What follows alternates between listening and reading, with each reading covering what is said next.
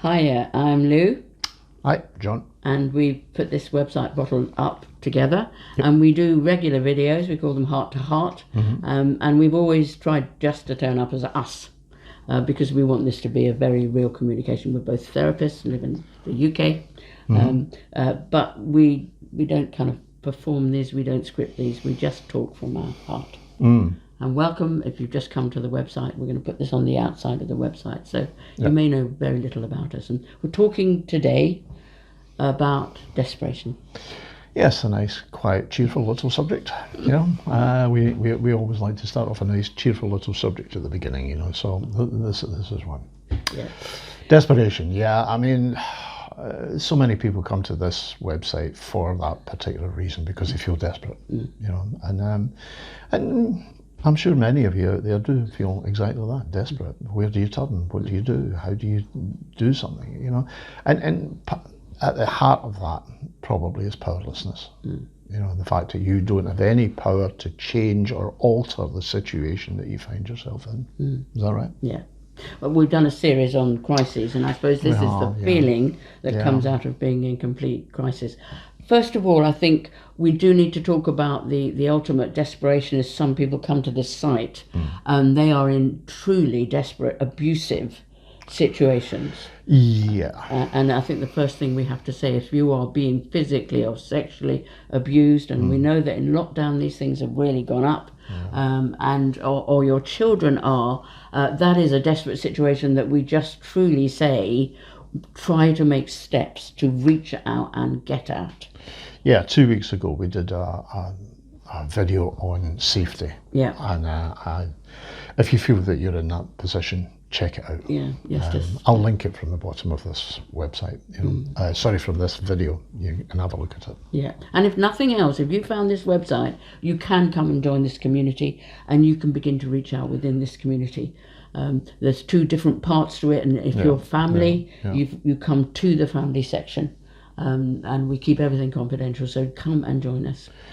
Yeah, I mean, that's the first move to make. I mean, if you're not a member of the website, you know, then become one. Yeah. It's free, you know, so what have you got to lose apart from your problems, you know, so join up. Absolutely.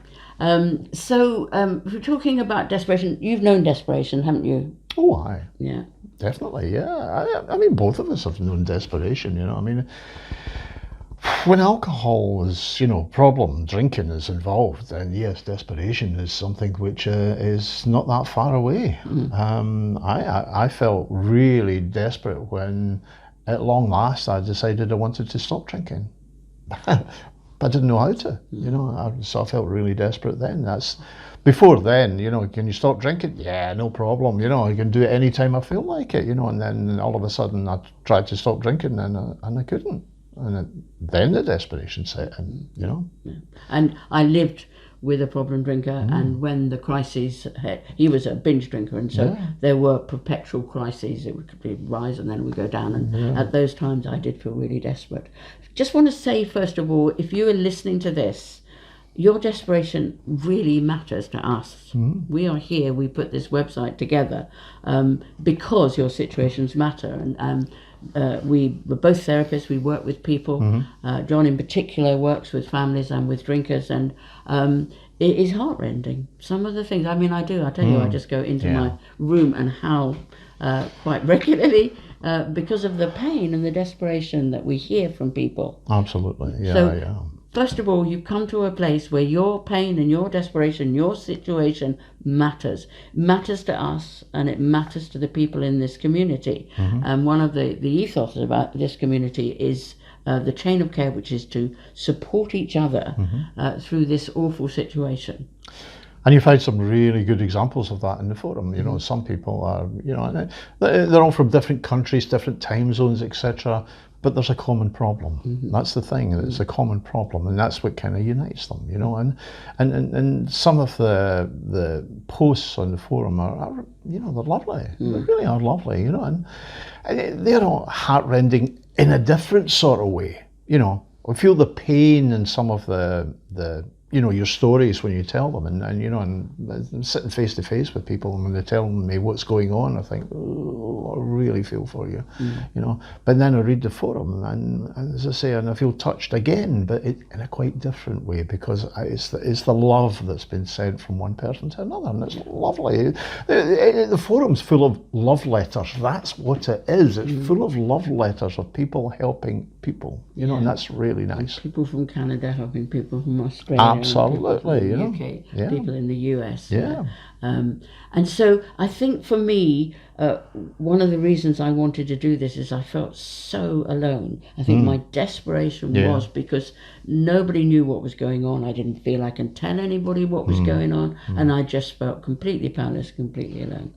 And can I say that one of the reasons we've done this website is we have done desperation, but we've figured out along the way what to do about some of these situations that you are desperate about. So we've been desperate, hopefully, so that your desperation can begin to come down. So do come and look at the program.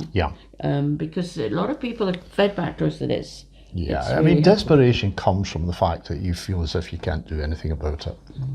Years ago, I was out fishing in a boat, and I decided in my wisdom that I would swim ashore. And I decided to swim ashore. And at one time I used to be a pretty good swimmer, I won medals and all sorts of things. So I was quite fit, and I started to swim ashore. What I didn't realise was I was swimming ashore against a current that was coming offshore. And as I say, out there swimming, not a problem. Until I hit this current, and then I realised I was getting really tired and I couldn't get ashore, and I was beginning to get desperate. It's because I felt powerless. I managed to get ashore and it was fine eventually, but I was absolutely dying. The thing is, when we feel powerless, we feel desperate. If we feel that we could do something about it, and that's what this website is about. It's about empowerment, and we give you stuff that you can do. In fact, we give you stuff that you can stop doing, because quite often desperation comes from the fact that the things that you are doing aren't having an effect. Just like me swimming ashore. I was giving it, really good, and I was just getting pushed back, and that's what it's like. You are desperately trying to change things and it's not having any effect. And that's one of the things that we talk about in the program. Stop doing this, stop doing that. Try doing this. So we talk about stuff that is effective rather than stuff that's ineffective. And once you start to get a wee bit of, things that are starting to have some effect, then that desperation actually starts to recede. Isn't that true? Absolutely. And I'm 25 years of learning painful lessons, some of which now we've been able to distill into this program. It took me a lot. I was a therapist, a practicing therapist as well. I was a singer-songwriter, but I was a practicing therapist. I felt so ashamed because all the things that work normally don't seem to work with drinking. It took me years to figure that out. And so it's highly likely that one of the reasons you're desperate is you're trying to do things that in any other normal loving relationship would work, and it's often having the reverse effect. And we go into this and we will explain why that is. So what we do suggest is that you use this desperation now, if you like, as a current to take you in the right direction. And desperation, like anger, can be a fuel to change.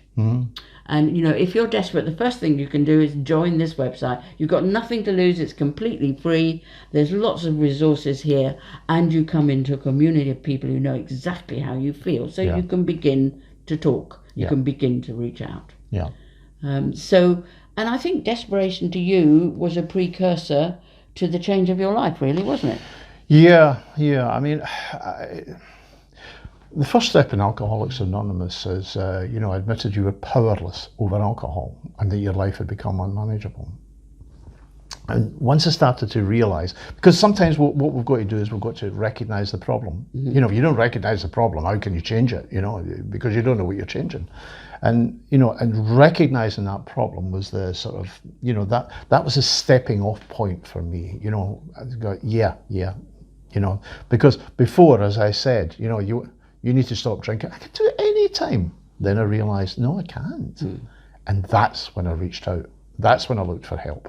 That's when I started to say, okay, I need to do something different from I'm doing. You know, and sometimes when people are in a difficult situation, they do things and they think, well, if I do it just a bit more, if I shout just a bit louder, if I do a bit more of this, then things will change. But if it's ineffective, it's ineffective. And it doesn't matter how much you do, it's still ineffective. Sometimes we need to do something different.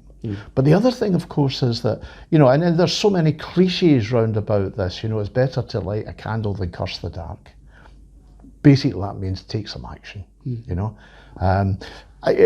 We've talked on a number of occasions about the serenity prayer here, you know. It's, you know, God grant me serenity to accept the things I cannot change. That's healthy powerlessness. The courage to change the things I can. That's healthy empowerment. Yeah, and the wisdom to know the difference. So we're talking here about a powerlessness that we do have to accept. That's the serenity bit of the prayer. And then we're talking about empowerment, which is the things that we can be empowered to change.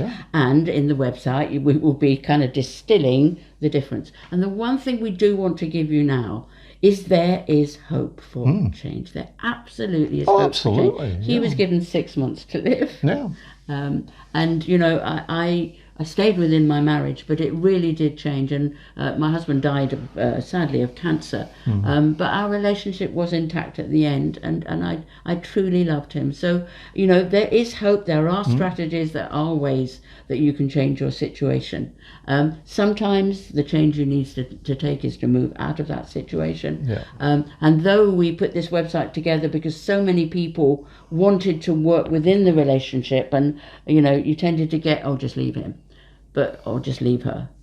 Sometimes that's the right thing to do, and if it is the right thing to do, then we help you make that decision, and we would support you in that. You know, so it's all about you. We lovingly welcome you to come and join us and join our community, and we are proactive.